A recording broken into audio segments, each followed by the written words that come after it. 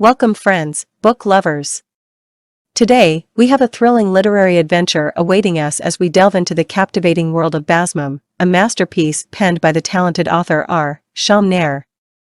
Prepare to be spellbound as we embark on this extraordinary journey of emotions, secrets, and hidden truths, fate, a course of time that cannot be changed. The unfathomable truths of the universe, men fighting in foolish faith, which of these is the absolute truth? The story of a father who tries to change the destiny that no one can define but that has always been a part of his being, Shankara, who is a father by karma, and Baba Keenaram, who is a father by dharma, and Kabir, who is fathered by sattva, have a son named Sulaiman, who among them is the truth.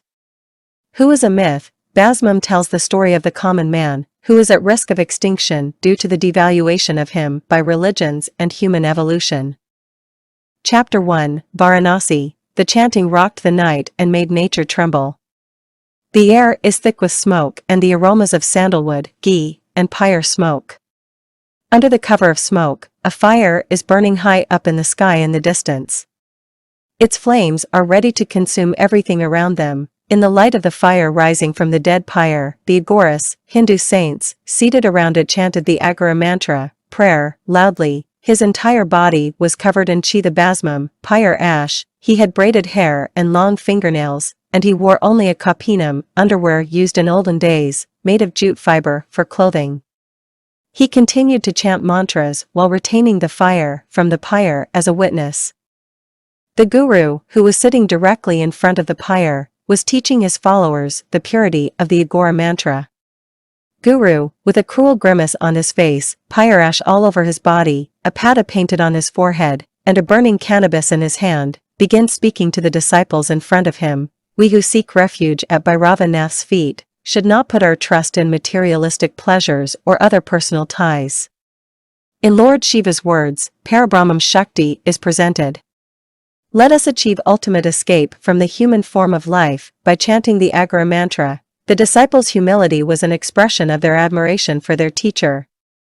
But the guru ignored it and smoked a cannabis bud in his hand while serving bhang, homemade liquor, from the human skull in his hands. Only then did he realize that the fire in it had gone out. He slowly poured cannabis into the chilam, then took the fire from the pyre and set it ablaze. Intoxicated by it, he drifted into meditation. The followers in front are contemplating as well. The blazing flames in front of the pyre have turned into burning charcoal. The two Aghoris in front of the followers slowly stood up and began going towards Ganga. The bhang and cannabis potency mingled in their blood gave them a cannabis-like appearance. The heat and smoke rising from the burning pyres all around them had no effect on their bodies or psyches. When the first approached the second Aghori monk, who was wandering around, he was drinking bhang from the skull in his hand when the first approached him and asked, "Oh, Sanjeevani, why is it that our guru doesn't say much? If we gain his wisdom, we will also be able to attain salvation." Sanjeevani chuckles and turns to face the second one, saying, "Digambara. To achieve salvation and knowledge, we must be free of worldly attachments. Many more years of meditation and penance are required for that." Simultaneously, a stray dog attempted to bite off a piece of human body from the burnt pyre, and Sanjeevani pulled the meat with his hand and gave it to the dog. It eagerly gnaws at it and advances. Sanjeevani continues to go ahead, gnawing on the meat fragments that the dog has ripped from his hands. Digambaran, attempting to match his speed, asks him, "Then why is our guru unable to attain salvation?" It means he is still bound by his worldly attachment. When Sanjeevani hears this, he looks at Digambaran and says, "You idiot. I don't believe there is anyone else in the world who has the power to save us from this world as much as our guru." Digambaran gets suspicious and attempts to ask Sanjeevani another question. They had arrived at the Ganges bank by that point. The Ganga, which flowed in the dark like a little brook. She is now calm, flowing with a rhythmic melody, demonstrating no ego in taking birth from the head of Parabrahma, Lord Shiva. Sanjeevani carefully lowers his feet into the chilled water as he gets into the Ganges, enjoying the music of the stream. Sanjeevani stood in the river with half of his body immersed in the icy cold water of the Ganga, holding it together with both hands, collecting the water in it, raising it above his head, looking at the sky, chanting Shiva Panchakshari, a 5-word mantra, and pouring the water back into the Ganges. At the same time, the Guru approached them, having heard his 2 disciples chanting the Shiva Panchakshari from the Ganges. Sitting in Padmasana on the Ganges bank, he began chanting the Shiva Panchakshari. Digambaran and Sanjeevani stood in the freezing stream, staring at Guru's face and the way he chanted Shiva Panchakshari. They repeated the mantra after the Guru. At the same moment, the Guru inquires about Digambara. Digambara, why is your mind clouded with uncertainty? Digambara folds his hands in reverence and begs the Guru, "O Guru, we've been chanting Aghori mantras all day, but we're repeating the Shiva Panchakshari mantra in the 7th yamam of the night. I'm not sure what the difference is between these." The Guru smiles at Digambaran and then continues in his deep voice, "Digambara, Lord Sri Parmesvara's root mantra is Om Namah Shivaya. Even when the Lord is quick in anger, it is quite simple to make him happy. Om Namah Shivaya, this phrase means I bow to Lord Shiva. Because it has 5 letters, it is also known as the Panchakshari mantra. Panchakshari mantra contains universal capabilities. Om means indestructible, Na means earth, Ma means water, Shur means fire, Da means air, and Yan means sky. This mantra, in a nutshell, represents the 5 elements of creation. We surrender to the Lord when we chant this mantra continuously. It empowers us to eradicate our feelings of ego and cleanse our minds of pollutants.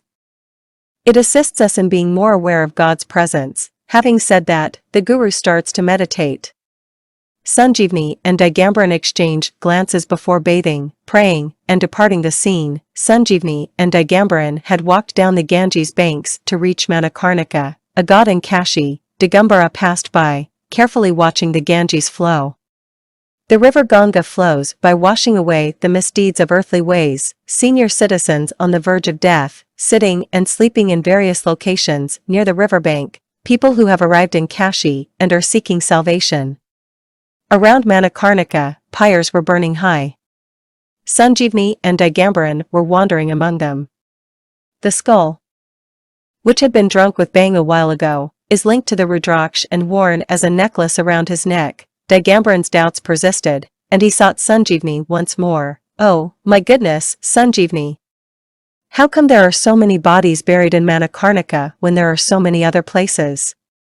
Digambaran, staring at the flaming fire, stares at Sanjeevani as if he doesn't understand anything. Sanjeevani goes on, "That pile is nearly 3,000 years old and is still preserved today." Hearing this, Digambara was amazed and felt that the fire burning in that pyre had the power to incinerate this world itself. They were moving forward past Manikarnika.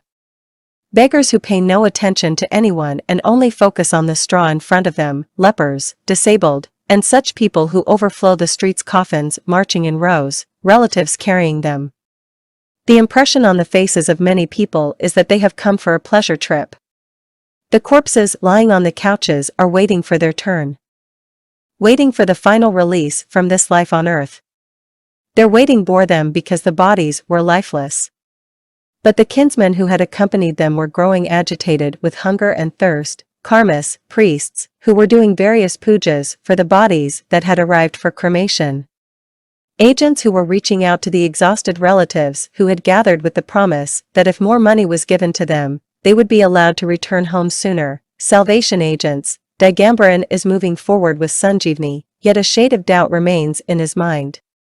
Moving on from Manikarnika, their ultimate goal is to see Kashi Vishwanathan, Lord Shiva in Kashi temple. Digambara walked forward while looking around. Digambara was trying hard to get near Sanjeevani, who was navigating through the crowds like an adventuress. Cows, bulls, dogs, and people were all pouring in at the same time. Digambara made it to Sanjeevani.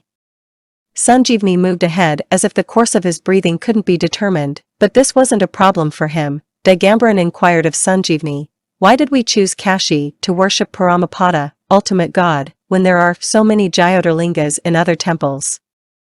Sanjeevani was aware of this. To understand this, you must first understand Kashi's history, or at the very least its myths and legends. He went on, Kashi's cremation ground. It is also known as Mahasmashana. Big cemetery. Even now, some people prefer to die in Kashi on their way from birth to death. Salvation is conceivable after dying in Kashi and being cremated in Manikarnika, thanks to the funeral rites conducted in the Ganges. It is believed that Kashi will attain ultimate salvation even before his spirit departs from his body. After that, Digambaran and Sanjeevani proceeded on and spotted the Guru seated in meditation close to a temple pillar. Sanjeevani sat in front of the Guru, saluting him. He couldn't believe the Guru had arrived earlier than them. He likewise sat in front of the Guru, intent on hearing the words that fell from the Guru's face. The Guru was observing his disciples' faces. Sanjeevani's face was full of dedication, he was in concentration, but Digambaran's face was still full of astonishment and doubt. He was watching his surroundings like a tiny child. The Vishweshwara temple courtyard is overcrowded, devotees who march forward, speaking and praying in a variety of languages. You should visit here if you want to understand the diversity of India. People who worship Lord Vishweshwar in a variety of languages that you may not understand as a result of their prayers. The temple's presence is radiant. Small business owners attempting to sell basma, worshipping string, etc. Traders on the street are ready to convince us that they are God's own people. Devotees who are moved by their oratory and purchase coals, thread, and basma. The Digambara, who had been monitoring everything, suddenly understands that the Guru is watching him. He pretends to be meditating in front of the Guru. What made Digambara decide to start his own business? Digambaran appeared to have done something wrong. Excuse me, Guru, my doubts are not over. We Aghoris take shelter at Vishwanatha's feet to follow the path of sacrifice and seek moksha, but we are sitting in a trading area. How can moksha be possible sitting in such a place? Guru is still undifferentiated. A holy Aghori monk named Baba Kinaram founded the Aghori culture and way of life. He was born on a Chaturdashi day in the month of Bhadrapada in the 17th century, 1601. The newborn didn't cry, didn't move, and didn't sip his mother's milk. On the third day, 3 sages came in front of his sad mother and spoke a mantra into the baby's ears. The baby, wailing and waking up, immediately worshipped the 3 gods and drank the life stream from his mother's breasts. These 3 saints were actual Brahma Vishnu Maheswaras. The mantra they instilled in that child has been carried down through the generations. Baba Kinaram grew up and came to Kashi for social service, dedicating his life to the betterment of the people, spreading the Aghori way of life, and hence Kashi is always considered a sacred region. The Guru slipped into meditation as he spoke this.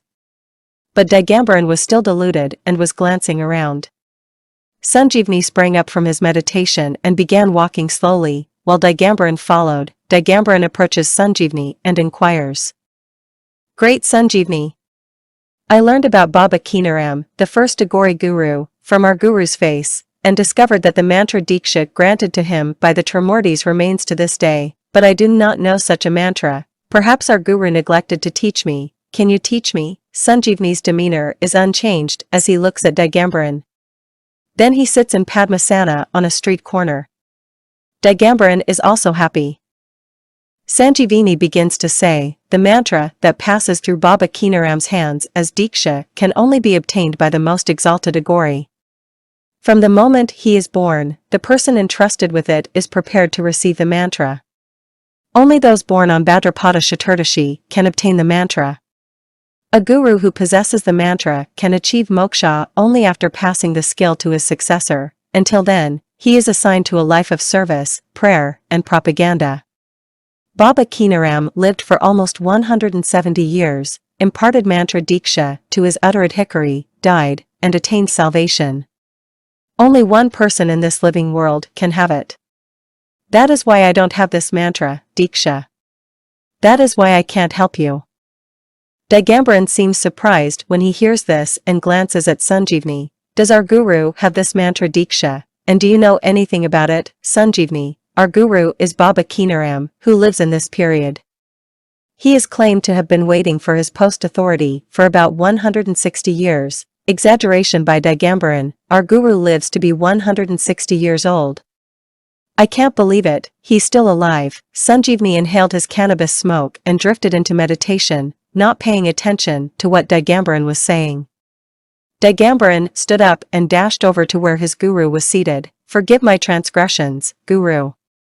Please assist me in concentrating my mind so that I, too, may be free of this world of Maya." Digambara then closed his eyes and slipped into meditation on the floor in front of his master. He was unaffected by the noise that was going on around him.